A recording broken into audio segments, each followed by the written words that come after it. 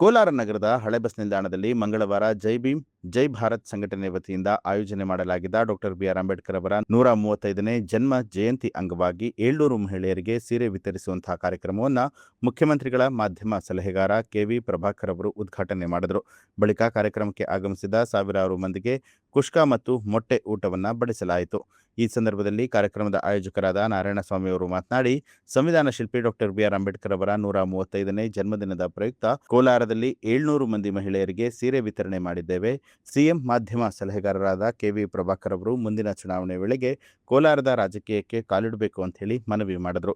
ಹಾಗೆ ದೈಹಿಕ ಮತ್ತು ಮಾನಸಿಕ ವಿವೇಚನೆಯ ಹಾದಿಯಲ್ಲಿ ಪ್ರತಿಯೊಬ್ಬರಿಗೂ ಕೂಡ ಮಾನವೀಯತೆಯ ಹೆದ್ದಾರಿಯನ್ನು ಹಾಕಿಕೊಟ್ಟ ಅಂಬೇಡ್ಕರ್ ಎಲ್ಲರಿಗೂ ಕೂಡ ಮಾದರಿ ಹಾಗೂ ಮಾರ್ಗದರ್ಶಕರಾಗುವಂತಹ ಪ್ರಜ್ವಲಿಸುವ ಶಕ್ತಿಯಾಗಿದ್ದಾರೆ ಅಂತ ಹೇಳಿದರು. ಕೋಲಾರ ಜಿಲ್ಲೆಯವರಾದ ಕುರುಗಪೇಟೆ ಅವರಾಗಿರತಕ್ಕಂಥ ಸನ್ಮಾನ್ಯ ಶ್ರೀ ಮುಖ್ಯಮಂತ್ರಿಗಳ ಮಾಧ್ಯಮ ಸಲಹೆಗಾರರಾಗಿರುವಂಥ ಕೆವಿ ಪ್ರಭಾಕರ್ ಸಾಹೇಬರು ಅವರು ಕೋಲಾರಕ್ಕೆ ಆಗಮನ ಮಾಡಿ ಬಂಗಾರಪೇಟೆ ವೃತ್ತದಲ್ಲಿರ್ತಕ್ಕಂಥ ಡಾಕ್ಟರ್ ಬಾಬಾ ಸಾಹೇಬ್ ಅಂಬೇಡ್ಕರ್ ಅವರ ಪುತ್ಥಳಿಗೆ ಮಾಲಾರ್ಪಣೆ ಮಾಡುವ ಮುಖಾಂತರದಲ್ಲಿ ತದಾದ ನಂತರ ಹಳೆ ಬಸ್ ನಿಲ್ದಾಣದಲ್ಲಿ ಕಾರ್ಯಕ್ರಮ ಆಯೋಜನೆ ಮಾಡಿದ್ರಿ.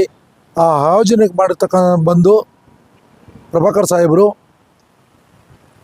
700 ಸೀರೆಗಳನ್ನ ಕೊಡುವ ಮುಖಾಂತರದಲ್ಲಿ ಮತ್ತು ಕಾರ್ಯಕ್ರಮದಲ್ಲಿ ಊಟದ ವ್ಯವಸ್ಥೆ ಮಾಡಿದ್ರಿ. 2000ದಿಂದ 3000 ಜನಕ್ಕೆ ಕುಷ್ಕ ಮೊಟ್ಟೆ ದಾಲ್ ಎಲ್ಲ ಅವರು ಉದ್ಘಾಟನಾ ಕಾರ್ಯಕ್ರಮ ಮಾಡಿ ಹೋದ ನಂತರ ಈ ಜಿಲ್ಲೆಯಲ್ಲಿ ಏನು ನಡೆಯುತ್ತೆ ಅಂತ ಹೇಳಿದ್ರೆ, ಜನರು ಮಾತು ಯಾವ ರೀತಿಯಲ್ಲಿ ಟಾಕ್ ಆಯ್ತು ಅಂತ ಹೇಳಿದ್ರೆ, ಇಂಥ ಒಂದು ನಮ್ಮ ಪ್ರಭಾಕರ್ ಸಾಹೇಬರು ಇರಬೇಕು.